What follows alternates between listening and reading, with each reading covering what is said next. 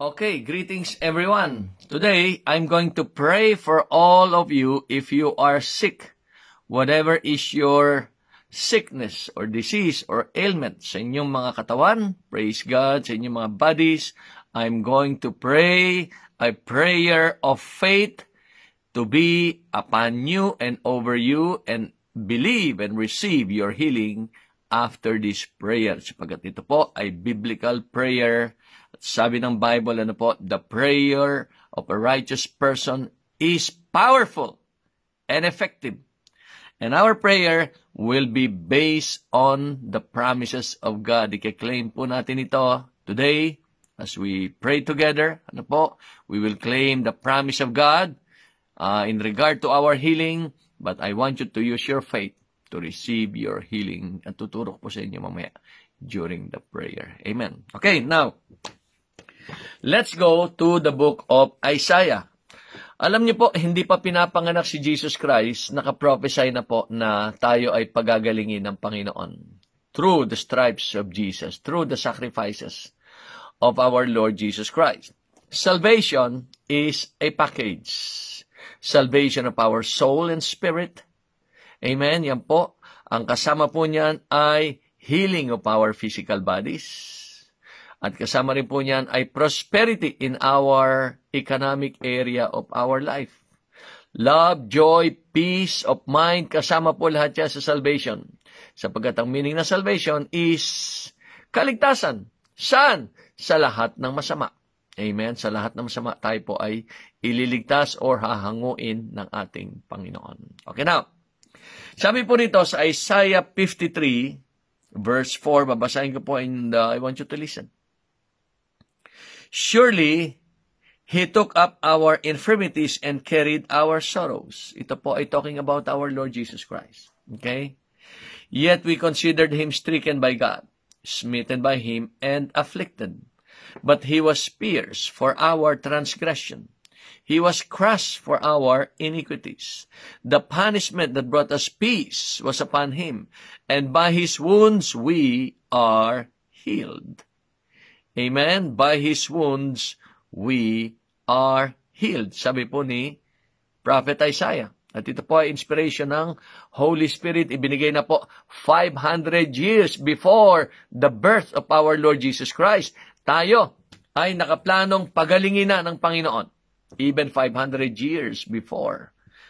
Now, after Jesus came, pinanganak, okay, nag-preach ng gospel, nag-preach ng word, okay, tungkol sa kingdom of God, nag-preach ng good news ang ating Panginoon tungkol sa kingdom of God.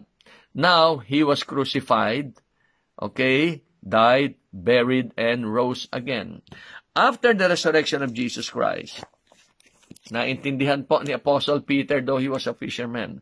Sabi po ni Peter dito, sa 1 Peter chapter 2, verse 24, He Himself bore our sins in His own body on the tree, so that we might die to sins and live for righteousness.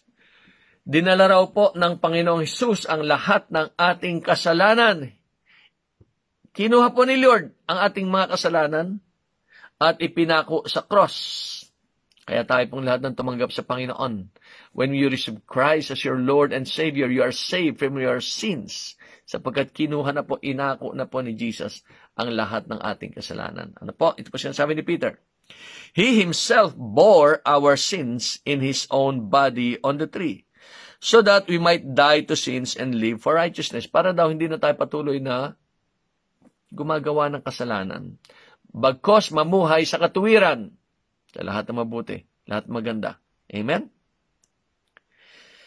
And by His wounds, you have been healed. Sa pamagitan ng Kanyang mga latay, tayo ay pinagaling na.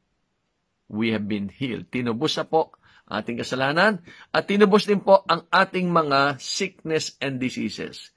Kaya ngayon, we now have, the right or meron tayong karapatang i-claim ang ating righteousness at ang ating healing sa ating physical body, sa mind, sa heart, sa ating spirit, whatever it is. Amen? So today, right now, I'm going to pray for your healing. Stretch your hands dito po sa video natin. Stretch yung hands nyo. Okay, sa point of contact. And then I will start to pray for you right now. Father, in the name of Jesus Christ, I pray for all the people who are watching this video and stretching their hands, O God. I claim, O God, in the name of Jesus, you said in the book of Isaiah that by the stripes of Jesus we are healed. At after the death and resurrection of our Lord Jesus Christ, sabi po ni Peter, by the stripes of Jesus we were, past tense, we were healed. So, Heavenly Father, you said in your word, all the promises of God are yes and amen in Christ Jesus. Therefore, Lord, I claim and believe, I receive these healing promises of God for me and myself and for all the people of God who are watching these videos. In the name of Jesus Christ, I command all of you, be healed in Jesus' name. I release the healing power of the Lord Jesus Christ to be upon all of you, from the top of your head to the soles of your feet, in Jesus' name. I bind cancer in the name of Jesus. I bind high blood pressure in Jesus' name. I bind allergies in Jesus' name. I bind cough and colds and flu in the name of Jesus Christ. I bind diabetes in Jesus' name. I bind every disorder against your organs, against your body, from the top of your head to the soles of your feet. I bind all sickness and diseases. I destroy in the name of Jesus all the works of Satan against your being, against your spirit, soul, and body. In Jesus' name. Satan, I rebuke you. Come out in Jesus' name. Cancer, I rebuke you. Come out, go away in Jesus' name. High blood pressure, heart disease, diabetes, come out in Jesus' name. Go and never come back anymore. Go throw yourself into the sea in the name of Jesus Christ. In Jesus' name. And I plead the blood of Jesus upon you. Spirit, soul, and body, in Jesus' name. I cover you with the powerful and precious blood and the healing power of the blood of Jesus Christ right now, in Jesus' name. And I command you, be healed completely in Jesus' mighty name. Spirit, soul, and body, be healed, be well in Jesus' name. For by the stripes of Jesus, you are healed and well. I decree and declare, let long, fruitful, healthy life, productive life be upon you in Jesus' name. In Jesus' name. Lord, I praise you and I thank you, O God, for healing all of us and for healing all the people who are watching these videos in the name of Jesus. Lord, thank you for giving all of us long, fruitful, healthy life. We believe we receive in Jesus' name, in Jesus' mighty name. And everybody say, Amen and Amen. Purihin ang Diyos. Praise God. Hallelujah. If you receive that prayer, if you receive your healing, how? Say, Lord, I believe I receive my healing. I believe I receive my healing in Jesus' name. I believe I'm healed in Jesus' name. By the stripes of Jesus, I'm healed. Tinatanggap ko po ang aking kagalingan. Right now, I take it in Jesus' name. In Jesus' name. You do that in the name of Jesus, and your healing miracle will start right now. Your healing is in process right now, and continue to declare and decree that you are healed by the stripes of Jesus. Decree long life, health, healing, and strength.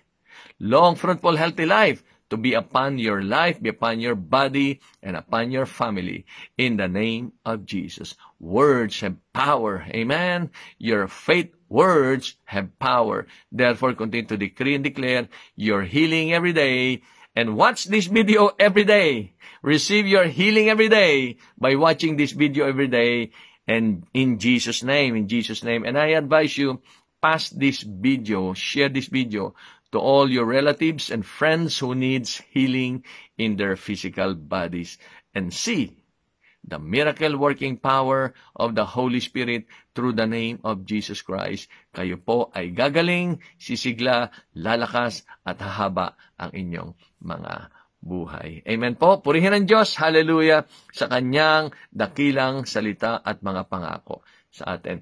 God bless you guys in every area of your life, spirit, soul, and body. God bless you in Jesus' name. See you in my next video. We love you. Bye-bye.